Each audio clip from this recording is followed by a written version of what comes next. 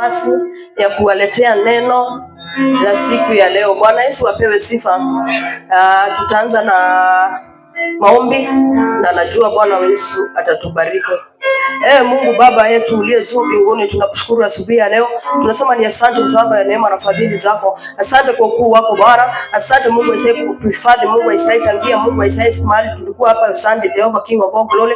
Umetuhifadhi, umekuwa mwaminifu, umekuwa pamoja nasi. Ijapokuwa kumekuwa na misukosuko katika hiyo wiki kwa rehema, umeturehemu na umetufanya Mungu wa Israeli tukawa hai siku ya leo. Tunakushukuru. Tunasema ni asante kwa sababu ya mwalimu wako katika nyumba yako. Asante Mungu wa Israeli, maana tunaenda kusikia neno lako. Naomba siku ya leo mfalme wa rehema, neno ambalo nitazungumzia watu wako likawa neno la uhai, likawa neno la kuponya, likawa leo la kutia watu nguvu. Naomba mfalme wa rehema, asubuhi ya leo nikanena mausia yako, utanitia maneno katika kinywa mfalme wa rehema, nisinene maneno yako bali ninene maneno yako mwenyewe. Katika jina la Yesu Kristo nimeomba na hata kuamini. Amen. Mnaweza pata nafasi na mketi kwa sababu ya uwepo wa Mungu. Amen. Na kwa sababu ya sisi kama tuko online, kwa sababu wenye wanatutazama kupitia kwa online, hapa ni Jesus Healing Sanctuary Nyeri, na tumebarikiwa sana asubuhi ya leo, na anayewaletea neno ni Judy, na najua mtabarikiwa. Bwana Yesu apewe sifa. Siku ya leo nataka kuhubiri kuhusu faida ama the purpose ya kuwa katika nyumba ya Bwana. Bwana Yesu apewe sifa. Ama importance ndio purpose, ama importance ni umuhimu wa kuwa katika nyumba ya Bwana. Bwana Yesu apewe sifa. Kuwa katika nyumba ya Bwana kuna faida zake mingi sana, ama ni vizuri kuwa katika, you belong to a certain church or a certain sanctuary, ama kuwa katika mahali ambapo unaita pako pa kuabudia. Bwana Yesu apewe sifa. Kuna vitu mingi ambazo zinaendelea. Kuna watu wako katika political parties, kama watu hapa, kuna wenye tuseme mambo ya political wako upande fulani. Bwana Yesu apewe sifa. Ikifika kwa tribe, kuna tribe fulani Kikuyu nini, ikifika kwa nyumba yenu, uko na nyumba fulani, na ikifika kwa church, basi unafaa kuwa katika, you belong to a certain sanctuary ama to a certain church. Bwana Yesu apewe sifa, kwa sababu kila kitu ama kila mahali, community ambao una join ama kikundi ama anything, kuna umuhimu wake. Bwana Yesu apewe sifa. Na tutaanza kusoma, na Machari utanisomea. Niko na Biblia ya Kikuyu, napenda Kikuyu sana. Utanisomea Kiswahili ama English, whichever, na najua tutabarikiwa. Siku ya leo nataka kupeana one importance ya kuwa katika nyumba ya Bwana. Bwana Yesu apewe sifa. Kwa sababu wakati mwingine sisi kama Wakristo, ama kuna slogan ambayo inaendelea katika nchi ama katika mahali kwingine, we left church but we never left God. Si mmesikia hiyo slogan? Si watu wengi wanasema we left church but we never left God.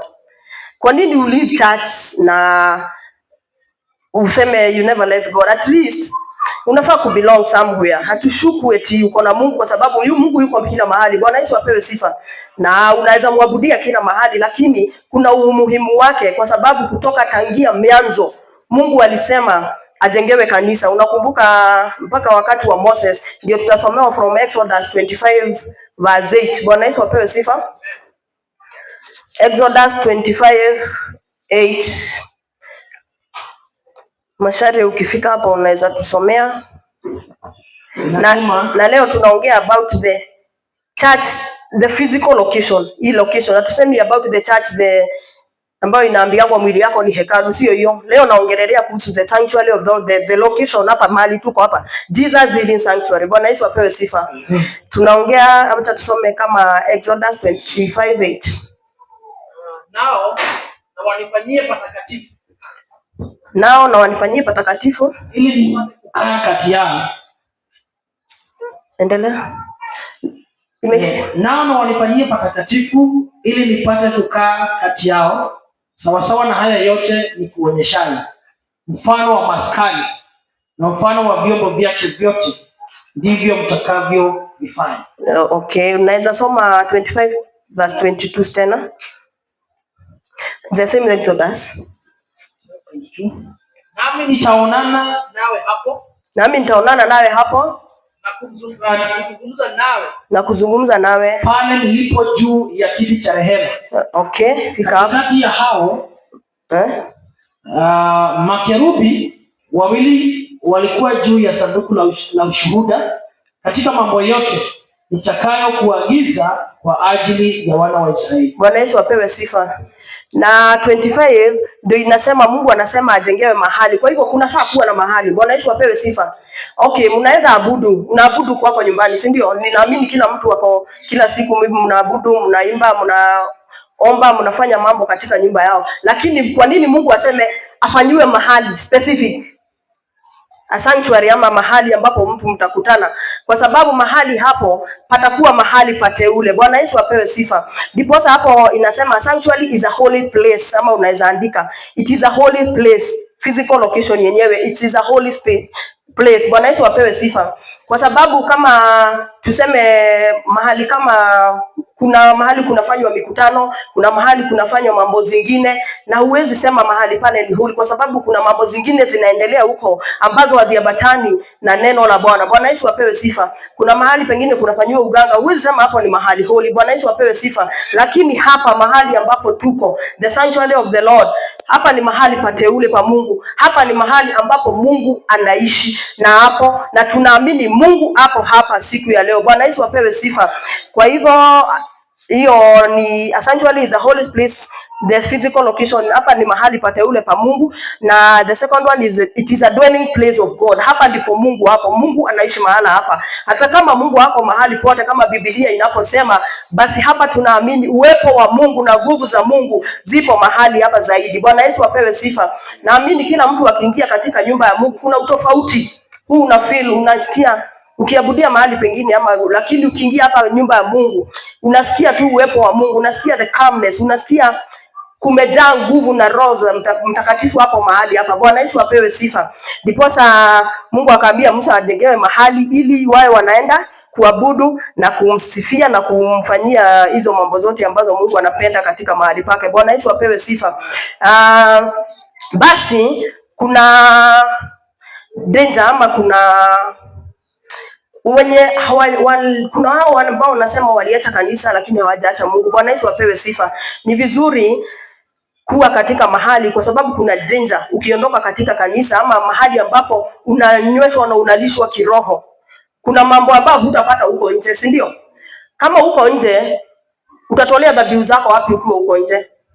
Na Mungu anasema tumwabudu katika dhabihu, katika mali zetu, katika malimbuko, katika the offering na sacrifice na tithe whatever. Lakini ukiwa huko nje hakuna mahali unaweza peleka sadaka zako ambapo unaweza enda kulilia Mungu siku moja na akusikie. Bwana Yesu apewe sifa. Na hao wako huko nje maybe wanaweza kudiscourage wewe unakuja church. Kama vile tutasomewa kutoka Psalms 73 1 to 28. Hapa ni Daudi alikaa hivyo, akaangalia, akakuwa discouraged kiasi kwa sababu ya kujifananisha. Kuna ile kujifananisha, unajifananisha mimi naenda church. Acha tusomewe tusikie venye Biblia inasema katika Psalms 73 from verse 1 utafika 1 to 16 first.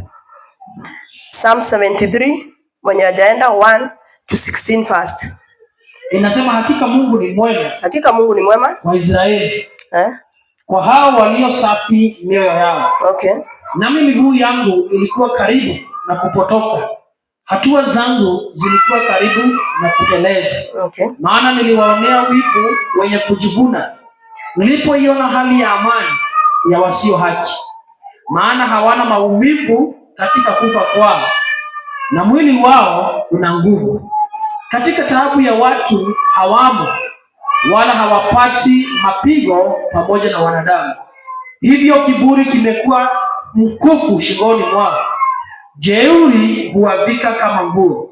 Macho yao hutokeza kwa kunenepa, wameipita kadiri ya mawazo ya mioyo yao.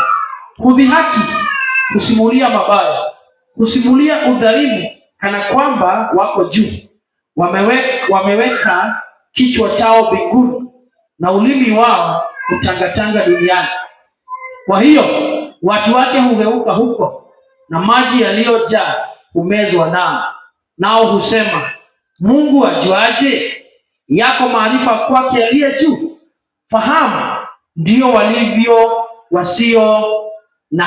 wasio haki, na kwa kustarehe siku zote wamepata mali nyingi.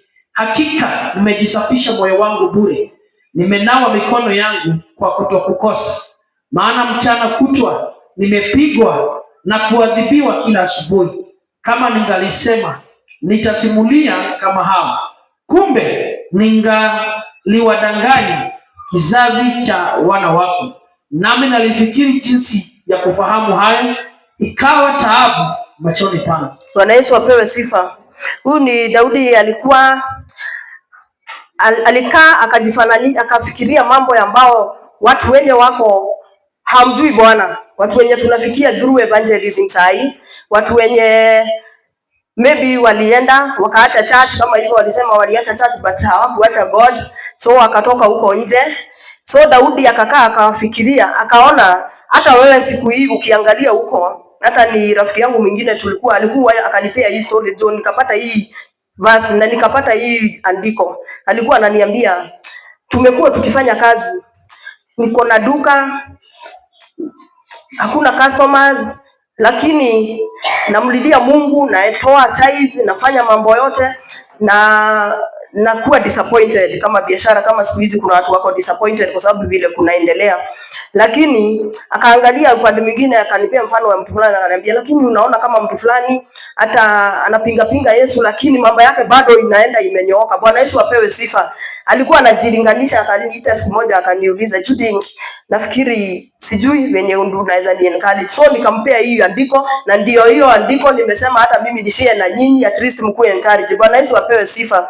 Biblia yangu ya Kikuyu inaniambia tithero Ngai no egae kagadwa Israel no rere ndari hakuhi gukua ngoro witikio wako wari hakuhi guthira. Hiyo ni kumaanisha alikuwa ameishiwa na mpaka trust, the trust between God, the trust between David and God ilikuwa karibu kuisha, kwa sababu alikuwa amefanya mambo mingi ambao ni mazuri. Unajua Daudi, Mungu alisema hajaiona mtu ako na roho kama ya Daudi. Kwa hivyo una imagine Daudi ni mtu alikuwa katika kiwango kingine katika uhusiano wake na Mungu, na bado wanakufa moyo. Bwana Yesu apewe sifa. Na sisi je?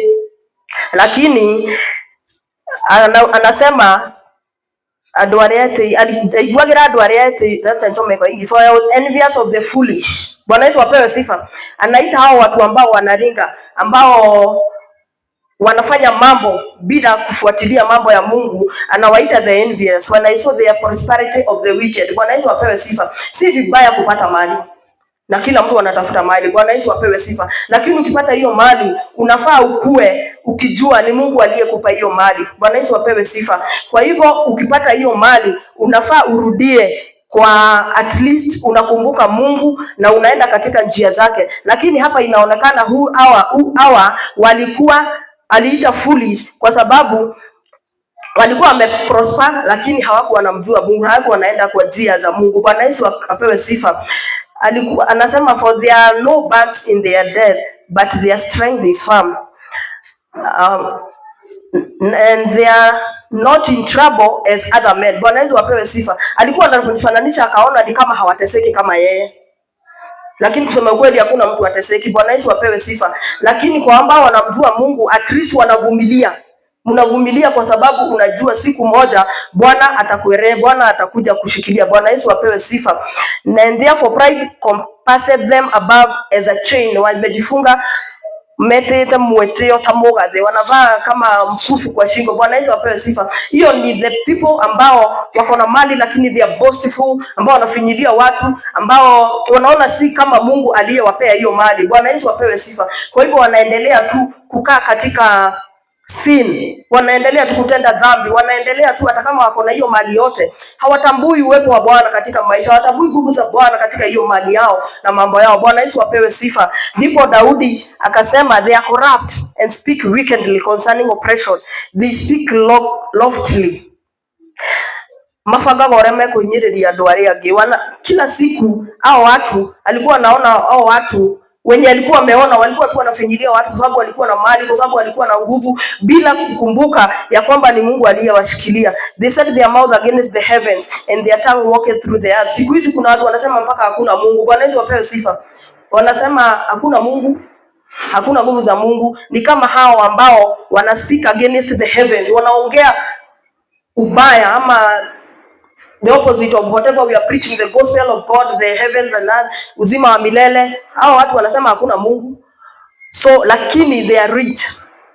Na wewe ambaye umemtegemea Mungu, umekuwa ukifuata Mungu, umekuwa ukimfuata, bado unateseka na hauko hali nzuri ukilinganishwa na wale watu. Bwana Yesu alipewe sifa. Hivyo Daudi aliona, and they say how does God know? Wanasema Mungu hatajua, and there is knowledge in them, and is there knowledge in the Most High? Mpaka wana doubt God.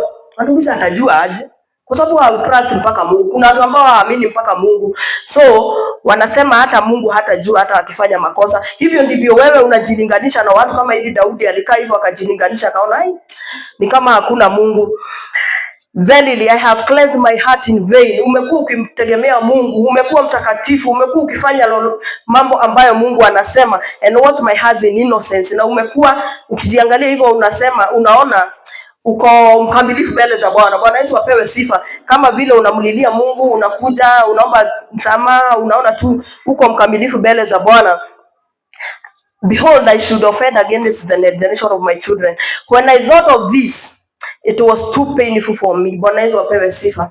Daudi akawa amesikitika sana kwa sababu ya kujilinganisha na hao watu ambao wanafanya hii mambo yote ambayo hayamfurahishi Bwana, na wamepewa utajiri mwingi na wamekuwa tu watu wa kuheshimika, na yeye bado anamfuata Bwana na maybe mambo yake ilikuwa imeenda chini kidogo. Bwana Yesu apewe sifa.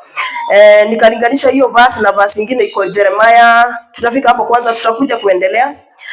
Jeremiah 12:1-5.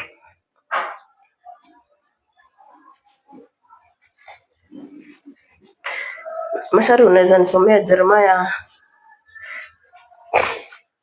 Bado hatujatoka kwa topic, tuko kwa topic ya purpose ya kubelong to a church, ama importance ya kuwa katika nyumba ya Bwana, kwa sababu kuna mambo ambayo utasoma utakuja kujua ukiwa katika nyumba ya Bwana ambao haiko huko nje. Bwana Yesu apewe sifa. Kuna vile unakaa hivyo unajidharau, unasema nimekuwa nikifuata hii church, nimekuwa mwaminifu, nimekuwa nikifanya mambo na bado naona mambo yangu haiendi sawa. Bwana Yesu apewe sifa. Neno hili la siku ya leo ni wewe linakuja kuongelesha, kwa sababu utakuja kuona umuhimu wako wa kutumikia Bwana, umuhimu wako wa kupapa kukaa katika nyumba ya Bwana na kufanya mambo yanayofaa katika nyumba ya Bwana. Bwana Yesu apewe sifa.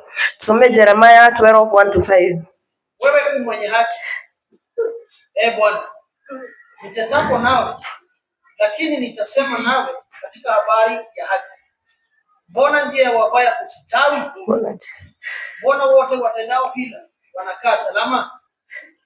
Umewapanda na wametia mizizi, wanakuwa na wanazaa matunda katika vinywa vyao karibu, bali katika mioyo yao mbali.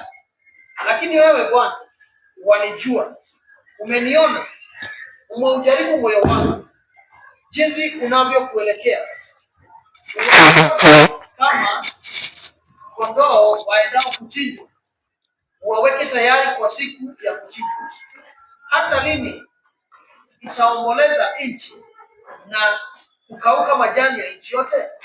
Kwa ajili ya mabaya yao wakao ndani yake.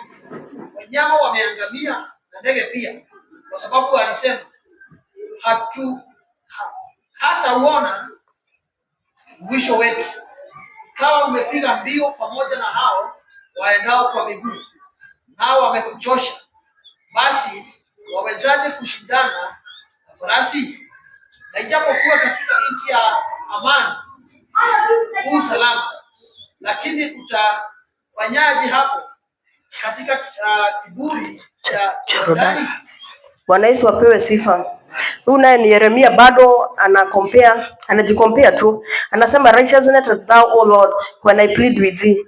Yet let me talk with thee of thy judgment. Whoever do thee the wicked, why do the wicked always prosper? Bwana Yesu apewe sifa. Hata yeye bado anaona tu watu wenye sio wa haki, watu wenye hamchi Mungu, watu wenye hawako katika njia zilizonyooka za Mungu, bado they are prospering. Bwana Yesu apewe sifa. Hata hapa Yeremia bado wanajiuliza tu kama Daudi katika hiyo Psalm 73, wherever they are all happy that deal very treacherously. Bwana Yesu apewe sifa. Thou hast planted them, they have taken root. Bwana Yesu apewe sifa. Hapa Yeremia anasema mpaka hao watu wamepandwa na wako na mizizi katika kazi zao, katika kufanya mambo zao. Bwana Yesu apewe sifa. Na yeye anajiuliza kwa nini wamepandwa na wamepewa mizizi. They bring forth fruit. Thou art near in my mouth and far from their reins. Bwana Yesu apewe sifa. But thou Lord knowest me, thou hasn't seen me. Bwana Yesu apewe sifa. Anasema nowe mwathani ni unjũĩ, nĩ wonaga ũrĩa ndĩreka, ũkona atĩ nĩ ngwendete gũcurũria andũ arĩa oru ta ng'ondu ĩgũtwarwo gĩthĩnjĩro. Bwana Yesu apewe sifa. Hapo ndipo anasema hao ambao ni waovu, praise God, anasema hapa ndipo mwisho ambao waovu watapelekwa kama mbuzi inayopelekwa kichinjio. Bwana Yesu apewe sifa. Na watakuwa hao ambao ni waovu, they are being prepared for their day of slaughter. Bwana Yesu apewe sifa. How long shall the land mourn and the herbs of every field wither for the wickedness of them that dwell in there. Bwana Yesu apewe sifa. Hii nayo inaonyesha about the wickedness of the people na vyenye nchi inaenda kuangamia kwa sababu ambao sio watakatifu. Bwana Yesu apewe sifa. Na hapa ndipo nilikuja kugundua mwisho ambao sio watakatifu na ambao tunajiganisha nayo. Yes, unaweza kuwa unateseka, unaweza kuwa unapitia mambo mazito, lakini hapa ndipo utagundua umuhimu wako ama umuhimu wa kukaa katika kanisa. Na tutasomewa na Mashauri, tutarudi pale Psalms 73, utatusomea sasa from 16 ili ujue uache kujilinganisha na hao ambao waliacha church lakini hawakuacha God. Bwana Yesu apewe sifa. Hapa ndipo utakuja kujua umuhimu wa kuwa katika nyumba ya Bwana. Bwana Yesu apewe sifa. Uache kujilinganisha na ambao wana prosper na wako huko nje. Tulisema ni vizuri sana kupata mali kwa sababu kila mtu anataka kutajirika, kwa sababu utajiri, Bishop Ushinda akisema utajiri unaleta heshima, unaleta mambo mingi, lakini ukiwa na utajiri bila kumjua Mungu na bila kubelong somewhere ambao utakuwa unalishwa na kunyweshwa kiroho na kulainishwa mambo yako katika kiroho, bado hiyo mambo yote utaangamia. Bwana Yesu apewe sifa. Mashauri utatusomea Psalms 73 sasa from 17. Unasema hata nilipoingia katika patakatifu pa Mungu. Hata nilipoingia katika patakatifu pa Mungu. Bwana Yesu apewe sifa. Amen. Patakatifu pa Mungu ni hapa Jesus City Sanctuary. Ni huko kanisa ambao unabuabudu Bwana. Patakatifu pa Mungu sio kwa political rallies. Patakatifu pa Mungu sio kwa nyumba yako. Bwana Yesu apewe sifa. The sanctuary of the Lord ndipo patakatifu pa Mungu. Bwana Yesu apewe sifa. Na ndio Mungu alipomwambia Daudi, anaongelesha Daudi alipoingia katika patakatifu pa Mungu. Daudi ndio alikuja kujua na kuacha kujilinganisha na hao ambao anasema wamejiweka kiburi kama necklace on their necks, ambao wanaringa, wana prosper. Alijilinganisha nao sana, na yeye alikuwa mtakatifu, alikuwa anafuata njia za Mungu, lakini mambo yako haikuwa inaenda salama sana, haikuwa inaenda straight vizuri sana. Unaweza kuwa uko hapo unafanya biashara, unatoa tithe, unamtumikia Bwana, uko katika kazi yako, unaona mambo yako haiendi sawa, lakini ukiangalia kwa upande mwingine kuna yule mwingine ambaye haamini hata Mungu, mambo yako imeenda sawa, ako na mali mingi, ako na magari, ako na vitu mingi. Kama sasa unajilinganisha na wao tu, unaona ni kama umepotea njia, lakini siku ya leo nimekuja kukuambia ulipoingia katika nyumba ya Bwana haujapotea njia, kwa sababu Methali, tuendelee katika hiyo verse 17. Hata nilipoingia katika patakatifu pa Mungu, nikautafakari mwisho wao. Wakati Daudi aliingia katika patakatifu pa Mungu, ndipo alitafakari na akajua mwisho wa watu ambao hawana mahali they can call a sanctuary, they can call an altar to worship, ambao hao waliacha church, hawakuacha God. At least ukiwa na mahali unaweza enda, the sanctuary of God, kwa sababu ni Mungu aliambia Moses amjengee kanisa. Bwana Yesu apewe sifa. Hakumwambia amjengee pub, hakumwambia amjengee nyumba, alimwambia sanctuary specifically. So in the sanctuary of God ndipo Daudi alikuja kuelewa ya kwamba 18 hakika wewe huwaweka penye utelezi, huangusha mpaka palipoharibika. Bwana Yesu apewe sifa. Ndipo akakuja akajua hao watu ambao hawatambui kuwa katika sanctuary, kuwa katika mahali ambapo the holy place of God, mahali patakatifu kwa Bwana. Ndipo akasema hao watu amewaweka mahali patelezi. Bwana Yesu apewe sifa. Atawaweka mahali patelezi. Bibi yangu ya Kikuyu inaniambia akamaiga kundu gutendero magwe maharagane. Bwana Yesu apewe sifa. Hao watu ambao hawaamini Mungu, hao watu ambao wanaamini mali zao, wanaamini venye tu, hawapei Mungu sifa ama ambayo wanahitaji. Ukipewa mali unafaa kushukuru Mungu, mwambie Mungu ni asante, kwa sababu wewe unajua, wewe kama Mkristo siku ya leo unajua ni Mungu ambaye amekupa hiyo mali. Hiyo mali bila Mungu haungekuwa nao. Hao watu ambao hawatambui uwepo wa Bwana haezi elewa hii mambo, kwa sababu hayako in the sanctuary of God. Bwana Yesu apewe sifa. Lakini wewe ambaye umeingia katika kanisa leo, hapa umekuja kupewa spiritual guidance. Hapa umekuja kusikia neno la Bwana. Bwana Yesu apewe sifa. Umekuja kujua wamewekwa mahali patelezi na Mungu siku moja atawaachilia waanguke. Bwana Yesu apewe sifa. Tuendelee. Namna gani wamekuwa ukiwa mara wametokomea na kutoweshwa kwa utishi. Uko 20 au 19 makagore mwe maharagane hiyo ingine 20. Bwana, kama ndoto wakati wa kuamka, uondokapo utaidharau sanamu yangu. Bwana Yesu apewe sifa. Inasema as a dream when one awakens, so O Lord then thou awakest, thou shalt despise their image. Bwana Yesu apewe sifa. Ushaikuwa katika ndoto. Bwana Yesu apewe sifa. Ushaikuwa umeota, maybe umetajika kama umefanya lini.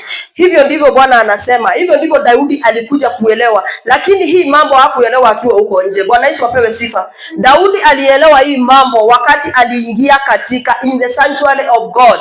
Ndivyo verse 17 ilivyotuambia. Bwana Yesu apewe sifa. Kwa hivyo kuna mambo ambayo huwezi elewa ukiwa huko nje. Bwana Yesu apewe sifa. Unaweza kuwa unateseka huko nje, unaona tu ni vizuri natumikia Mungu. Watu wengine wako huko nje, hatusemi watu hawaamini Mungu watijua hawako katatu. Bwana Yesu apewe sifa. Lakini kuna mambo mingi ambayo huwezi elewa ukiwa huko nje, lakini wakati utaingia katika nyumba ya Bwana kuna mambo mingi sana utaelewa ambayo Mungu ameweka kwa sababu ya ambao wanamwamini na wanamfuata. Bwana Yesu apewe sifa. Katika nyumba ya Bwana ndipo unakuja unapewa spiritual nourishment. Bwana Yesu apewe sifa. Ukiwa huko nje, kwa ambao hawaendi church, maybe unaweza kaa tu hivyo, okay, una follow, maybe kuna wenye wana follow online church, tuseme kuna wenye wana follow online, lakini utakuwa distracted. Bwana Yesu apewe sifa. Kuna neno litakupita. Bwana Yesu apewe sifa. Na maybe hilo neno ndilo lingekuwa save ama linakutia moyo ama linakutoa katika mambo ambayo unapitia, hali ambazo unapitia. Bwana Yesu apewe sifa. So ni muhimu sana kuwa katika nyumba ya Bwana, kama vile Daudi alipogundua mwisho wa wale ambao wanaringa, hamjui Bwana, ambao wanafanya mambo kwa kiburi, kwa kutofuata amri za Bwana. Ni vizuri alikuja kuelewa hii mambo alipoingia katika nyumba ya Bwana. Bwana Yesu apewe sifa. Eti Mungu ameweka mahali patelezi, siku watawaachilia wataanguka na waangamie. Bwana Yesu apewe sifa. Itakuwa kama ndoto, hiyo mali yao, hiyo kiburi yao, hiyo ukuu wao ama cheo zao zitakuwa kama ndoto, kwa sababu hawamtambui Bwana. Bwana Yesu apewe sifa. Na hii mambo hawawezi elewa kama hawakuji katika kanisa. hawezi elewa kama hawaendi mahali wanakutana na mtu anahubiria kuhusu hii mambo ambayo nahubiria siku ya leo. Bwana Yesu apewe sifa. So kuna umuhimu wako kuja katika kanisa, kuja katika nyumba ya Bwana ili uweze kunyweshwa kiroho, kuelimishwa na kuambiwa mambo ambayo huwezi jua ukiwa huko nje. Bwana Yesu apewe sifa. Endelea Masharia, tuendelee. 20 tumemaliza. Moyo wangu ulipoona uchungu, viuno vyangu viliponichoma, nalikuwa kama mjinga, sijui neno, nalikuwa kama mnyama tu mbele zako. Bwana Yesu apewe sifa. Daudi anajiona alipokuwa anaangalia mambo na macho ya kuangalia watu huko nje. Sasa ndipo alikuja katika nyumba ya Bwana akajua utofauti. Bwana Yesu apewe sifa. Akaona hiyo mambo na macho mengine sasa. So ukiwa huko nje utaona tu mambo ikiwa kawaida. Bwana Yesu apewe sifa. Lakini unapoingia katika nyumba ya Bwana unaweza kuona mambo na kitofauti. Bwana Yesu apewe sifa. Na ndipo alikuwa amekasirika na alikuwa mjinga na hakuwa anamjua Bwana, hakuwa anajua utofauti, hakuwa anajua mwisho wao watu. So alikuwa anajilinganisha, anaona ni kama ameachiliwa na Bwana kwa sababu wale walikuwa na prosper, yeye hakuwa na prosper, na alikuwa anamwamini Bwana. Lakini neno linatuambia alikuwa mjinga. Hiyo ni ujinga, ni kwa sababu hakuwa ameingia katika nyumba ya Bwana na kuelewa hii mambo. Lakini alipoingia na akajua ya kwamba Mungu amemshika. Utasomea 23 ushikanisha na mpaka hapo pengine. Walakini mimi ni pamoja nawe daima, umenishika mkono wa kuume. Bwana Yesu apewe sifa. Amen. Daudi anasema Mungu alipoingia katika nyumba ya Bwana ndipo akagundua Mungu ako pamoja naye daima, amemshika kwa mkono wake wa kuume. Bwana Yesu apewe sifa. Na diposa nawaambia ya kwamba huwezi elewa mambo ingine kama huko nje. Maybe umekuwa discouraged, huna kazi, umekuwa ukifanya kazi haifaulu, umekuwa ukifanya mambo yako katika ndoa, maybe imefail, mambo yako haiendi vizuri. Lakini unapoingia katika nyumba ya Bwana ndipo Bwana anakukumbusha ya kwamba bado amekushika katika mkono wako wa kulia. Bwana Yesu apewe sifa.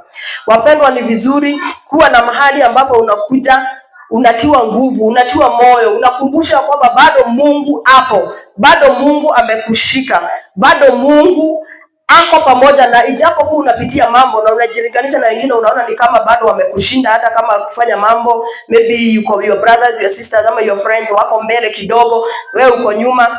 Bado ni vizuri uje katika nyumba ya Bwana, kwa sababu hapo ndipo Daudi alipokuja kujua mwisho wa hao watu ambao ni waovu, na akakuja kujua bado Mungu amemshika, penye Mungu amemweka yeye. Bwana Yesu apewe sifa. Amen. Tunaweza endelea hapo. Verse 24, utaniongoza kwa shauri lako. Amen. Utanikaribisha kwa utukufu. Bwana Yesu apewe sifa. Neno la Mungu linasema thou shall guide me with the counsel and afterwards receive me to glory. Bwana Yesu apewe sifa. Nani hataki kuongozwa na Mungu? Hii mambo huwezi jua ukiwa uko nje. Lazima ukaribie Bwana, lazima ukaribie katika kiti cha Bwana cha enzi, lazima ukue katika nyumba ya Bwana, the sanctuary of God, ambao Mungu alisema ajengewe. So Daudi akasema alikuja kugundua hiyo mambo wakati aliingia katika nyumba ya Bwana, ya kwamba Mungu anamuongoza na mwisho atampokea katika utukufu wake. Bwana Yesu apewe sifa. Utukufu wake ni wakati wake wa kuinuliwa. Bwana Yesu apewe sifa. Utukufu wake inaweza kuwa sio hiyo utukufu ya kwenda kwa Mungu ama nini. Wakati wa utukufu wake ni wakati uliofaa wa Mungu. Bwana Yesu apewe sifa. Bado Mungu anatumiza tuendelee kujikaza, tuendelee kukaa katika Bwana, tuendelee kumfuata, na zaidi ya yote tuwe katika nyumba ya Bwana. Tuseme tumeacha God, hatujaacha church. Tumeacha church, hatujaacha God. Bwana Yesu apewe sifa. Ni kuna umuhimu wa kukaa katika kanisa, kwa sababu mambo kama hii utaijua tu kupitia kwa kanisa. Na maybe hutapata nafasi ukiwa huko nje, hutapata nafasi mpaka ya kuhubiriwa na mtu, hutapata nafasi ya kupokezana, ya kusikizana na kusikia neno la Bwana. Bwana Yesu apewe sifa. Amen. Ndiposa Daudi akasema, wakati uliofaa in the gods, receive me in the glory, kwa wakati ambao Mungu ataufanya, atampokea katika utukufu wake. Bwana Yesu apewe sifa. Usikufe moyo, wakati wako wa kupokelewa na Mungu bado utakuja. Bwana Yesu apewe sifa. Tuendelee, tumalizie hapo.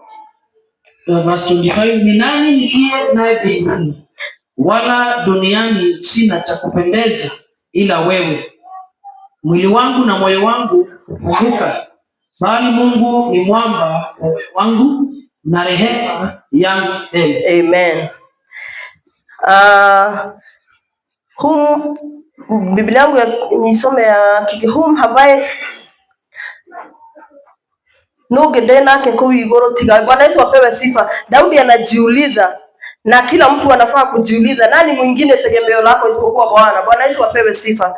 Neno la Mungu linatukwambia tuendelee kukwama katika Bwana, tuendelee kumtumikia Bwana, tuendelee hata kama mambo yatakuwa magumu aje, hata kama mwili wako na moyo wako na unaweza kosa nguvu. Bwana Yesu apewe sifa. Tunakumbushwa ya kwamba tuendelee kumtegemea Bwana, tuendelee kumtumikia Bwana katika nyumba yake. Kuna watu ambao wanachotwa, maybe unakaa unafanya ni kama nimefanya kazi, ni mimi tu nitakuwa naosha church, ni mimi tu nitakuwa napikia bishop, ni mimi tu nitakuwa na kama vile wapikia ameosha vitambaa, anachoka maybe. Tunaambiwa uendelee kutegemea Bwana, uendelee kufanya kazi ya Bwana katika nyumba yake. Nyumba ya Bwana iko na mambo mingi. Kuna watu mpaka wanachocho wanakutolea Bwana. Bwana Yesu apewe sifa. Wanapotea watu wengi, hiyo church ina matoleo mingi sana. Bwana Yesu apewe sifa.